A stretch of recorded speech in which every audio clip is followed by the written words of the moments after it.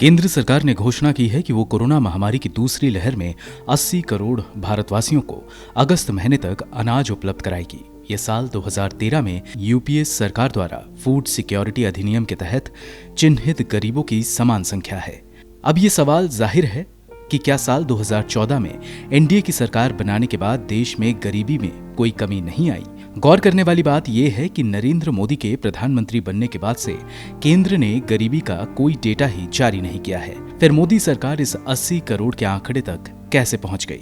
सरकार ने साल 2017-18 में हाउस होल्ड सर्वे के डेटा की प्रामाणिकता पर सवाल उठाते हुए रिपोर्ट जारी करने से इनकार कर दिया था। विश्व बैंक ने अपनी नई report poverty and shared prosperity reversal of Fortune में विशेष रूप से भारत के गरीबी डेटा की अनुपलब्धता के बारे में चिंता जताई है। रिपोर्ट में चेतावनी दी गई है कि गरीबी विरोधी नीतियों के डिजाइन और निगरानी के लिए समय पर गुणवत्ता सुनिश्चित और पारदर्शी डेटा का कोई विकल्प नहीं है। डेटा की गुणवत्ता पर चिंताओं का हवाला देते हुए भारत सरकार ने राष्ट्रीय सांख्यिकी कार्यालय द्वारा 75वें राउंड में आयोजित 2017-18 के all India household consumer survey expenditure survey जारी नहीं करने का फैसला किया था। इस फैसले से हाल के वर्षों में देश, दक्षिण एशिया और दुनिया में गरीबी को समझने में अंतर देखा गया है। भारत सरकार के पास जो डेटा अभी मौजूद है वो साल 2011-12 के दौरान नेशनल सैंपल सर्वे द्वारा आयोजित 68वें राउंड के सर्वे के हैं, जिसमें ज्यादा जानकारी नहीं दी गई थी और ये पूर्ण उपभोग मॉड्यूल पर आधारित नहीं है। इनके अलावा दूसरा दृष्टिकोण सर्वे टू सर्वे तकनीक पर आधारित होता है। जैसा कि साल 2018 में नेशनल सैंपल सर्वे के 75वें राउंड के तहत गरीबी और साझा समृद्धि रिपोर्ट में समान स्वास्थ्य के लिए सामाजिक उपभोग सर्वेक्षण में इस्तेमाल किए गए।